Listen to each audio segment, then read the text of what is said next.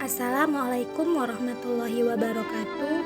Perkenalkan, nama saya Indah Destari dengan nomor NIM 2102110704, Prodi Ilmu Ekonomi Universitas Riau, dengan dosen Bapak Rezi Abdurrahman.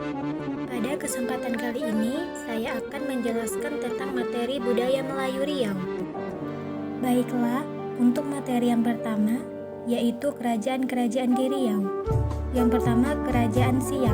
Kerajaan Siak atau Kesultanan Siak Sri Indrapura adalah kerajaan Islam yang pernah berdiri antara tahun 1723 sampai dengan 1945. Pendirinya adalah Raja Kecil atau Raja Kecil yang bergelar Sultan Abdul Jalil Rahmansyah, putra dari Sultan Mahmud Syah dari Kesultanan Johor. Kerajaan Siak terletak di Kabupaten Siak, Provinsi Riau, dengan pusat pemerintahan berada di Buantan. Peninggalan Kerajaan Siak yang pertama yaitu Istana Syarif Hasimiyah atau Istana Siak, yang kedua patung Sultan Syarif Hasim, yang ketiga Masjid Raya Syahabuddin, yang keempat mahkota kerajaan, dan yang kelima meriam buntung. Yang kedua yaitu Kerajaan Indragiri. Kerajaan Indragiri adalah satu dari beberapa kerajaan bercorak Islam di Riau. Pendiri dan raja pertama Kerajaan Indragiri adalah Merlang I yang berkedudukan di Malaka. Tradisi seperti ini juga dilakukan oleh raja-raja berikutnya, sedangkan untuk urusan sehari-hari pemerintahannya dijalankan oleh seorang Datupati atau Perdana Menteri. Peninggalan dari Kerajaan Indragiri ada 3. Yang pertama Istana Indragiri, yang kedua Rumah Tinggi, yang ketiga yaitu Masjid Raya Paranak. Baiklah, untuk materi yang kedua yaitu adat dan adab Melayu Riau.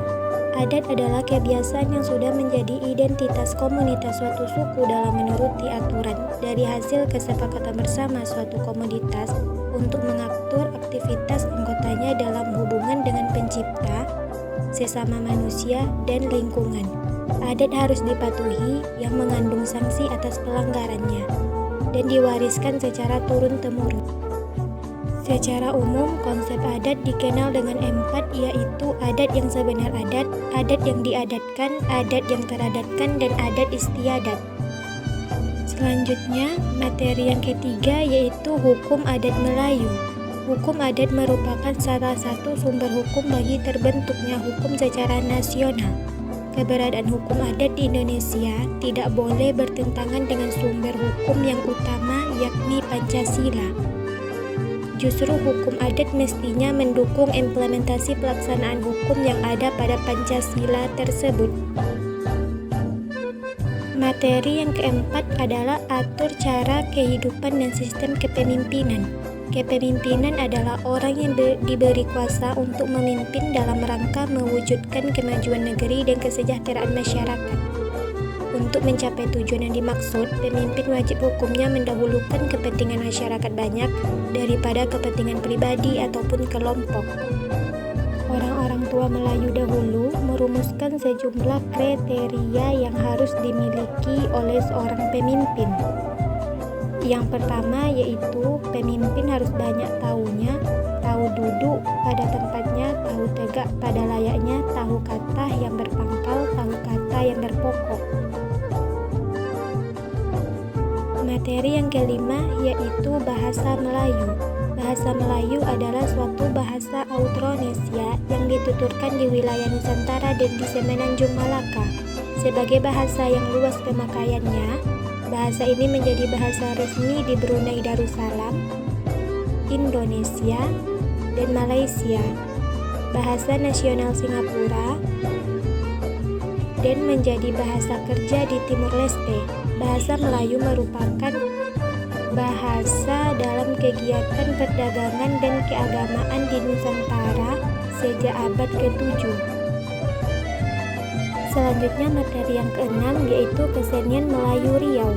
Kesenian Melayu yang dipercaya wujud dari proses metafisika adalah kesenian seperti tari zapin api di Rupat Utara, rentak bulian di Talang Mama, tari olang-olang di Sakai, pertunjukan debus, dan lain sebagainya.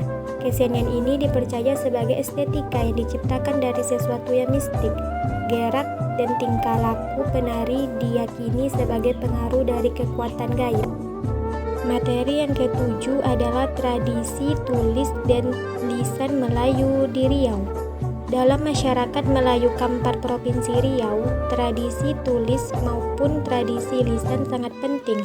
Tradisi tulis menghasilkan naskah-naskah dalam masyarakat Melayu, sedangkan tradisi lisan merupakan hasil ekspresi masyarakat seperti tukang cerita, pemantra, ungkapan dan pepatah pepiti ataupun basiacuak. Upacara adat yang memakai basiacuak yaitu pada saat acara pernikahan dan pembagian gelar datu. Tuturan ini dipakai oleh ninik mama, datu, dan golongan orang adat Melayu Kampar. Materi yang selanjutnya yaitu materi ke-8, yaitu Tapak Lapan dan Sistem Ekonomi Tradisional Melayu Riau. Sistem ekonomi Tapak Lapan atau sistem ekonomi yang dapat kita artikan juga sebagai sistem mata pencarian. Sistem adalah cara yang digunakan untuk melakukan sesuatu, sedangkan mata pencarian merupakan pekerjaan yang menjadi pokok penghidupan untuk biaya sehari-hari. Jadi dapat disimpulkan bahwa pengertian sistem perekonomian orang Melayu adalah cara yang dilakukan oleh sekelompok orang Melayu sebagai kegiatan sehari-hari guna usaha untuk pemenuhan kehidupan dan menjadi pokok penghidupan bagi orang Melayu. Jenis-jenis tapak lapan di masyarakat Melayu. Yang pertama, berladang atau petani. Yang kedua, beternak. Yang ketiga, menangkap ikan. Yang keempat, bemiro. Yang kelima, mengambil atau mengumpulkan hasil hutan. Yang keenam, berkebun. Yang ketujuh, bertukang. Dan yang kedelapan, berniaga. Yang kesembilan yaitu ekonomi masyarakat Riau di area global. Konsep ekonomi di era global yang mengutamakan informasi dan identitas masyarakat dengan mengandalkan ide dan pengetahuan dari manusia itu sendiri sebagai faktor produksi utama. Ciri-ciri ekonomi kreatif yaitu kolaborasi antara kaum intelektual, dunia usaha dan pemerintah yang merupakan syarat dasar yang mudah berganti atau pengetahuannya tak terbatas dan berbagai bidang usaha melaksanakan distribusi secara langsung dan tidak langsung yang berbasis pada ide atau gagasan. Contoh ragam ekonomi kreatif Melayu Riau, yang pertama wisata kuliner, yang kedua pariwisata, yang ketiga tarian, yang keempat kerajinan, dan yang kelima busana. Baiklah, itulah tadi materi-materi budaya Melayu Riau.